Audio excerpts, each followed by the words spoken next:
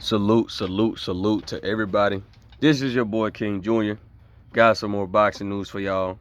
So, I recently watched Max on Boxing to see what Max was talking about. And Max goes in on Canelo Alvarez for basically ducking David Benavidez and stuff like that. And I find this very interesting. We know that Canelo Alvarez is a great fighter. I appreciate what he does in the ring.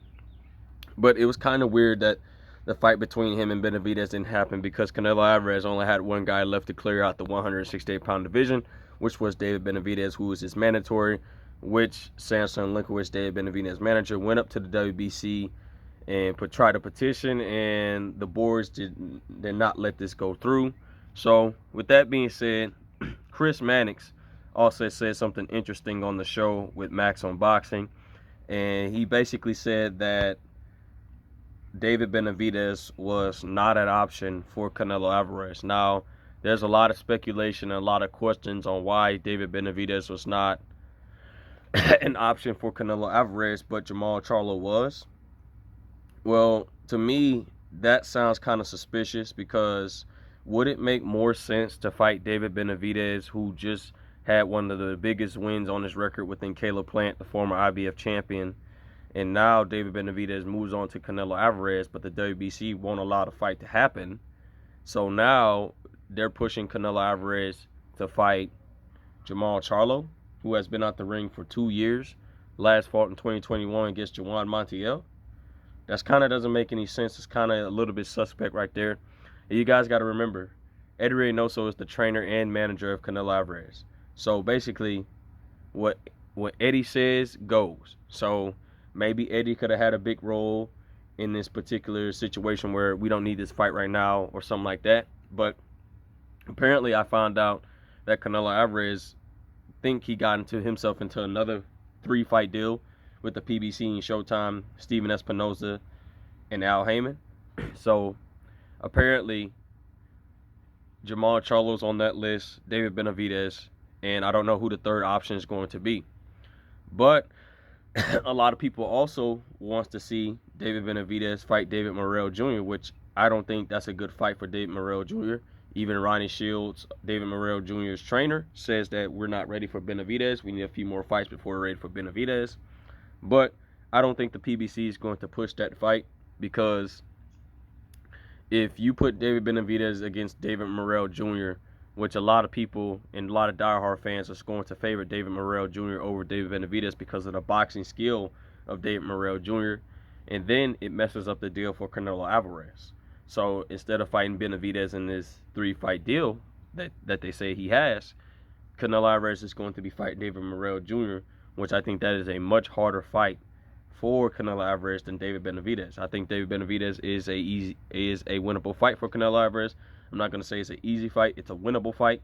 David Benavidez is stationary. He stands in a pocket, throwing fast punches, thinking that he won't get time. Benavidez has shown that he can be dropped, but he is a machine on the offensive end and with his hand speed and his accumulation punching power. So I found it very ironic that Chris Mannix says that David Benavidez was an option. I do respect that Max Kellermann basically said that why is Canelo Alvarez fighting a guy off a 2-year layoff? And Max Kellermann even said Jamal Charlo is a great fighter. He's a great boxer, but it's just not a fair fight because this guy's been out the ring for 2 years.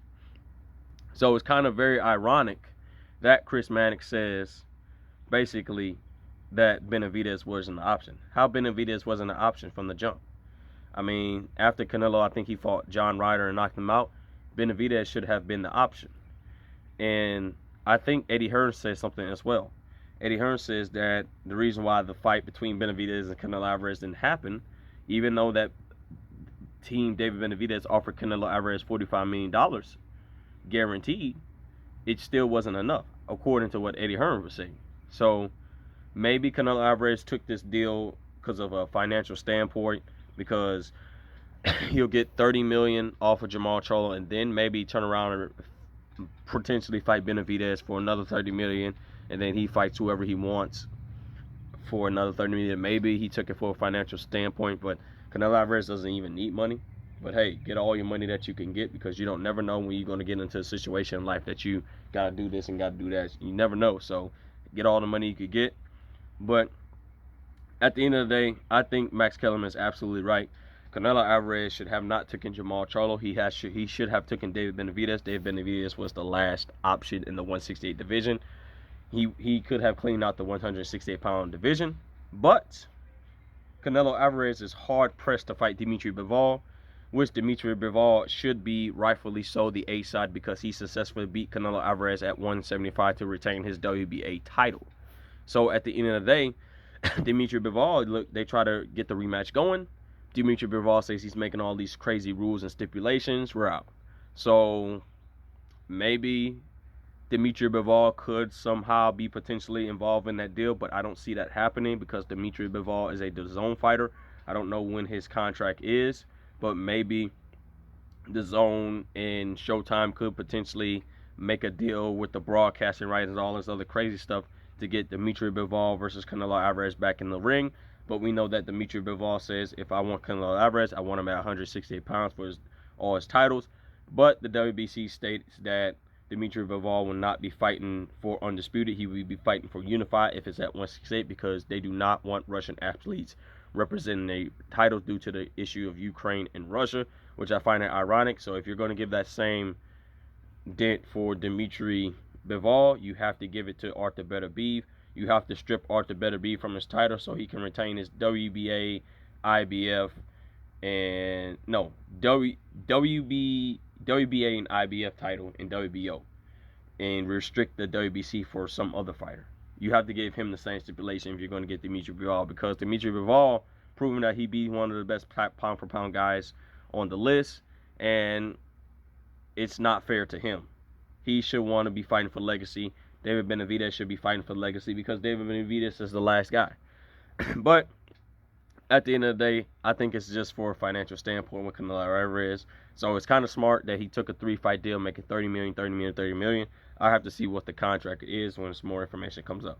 With that being said, guys, it is what it is at the end of the day. Make sure you hit that like button. Make sure you hit the subscribe button on your way in and on your way out. This is your boy King Jr. We'll be back with some more boxing news. I'm out of here, y'all. Peace.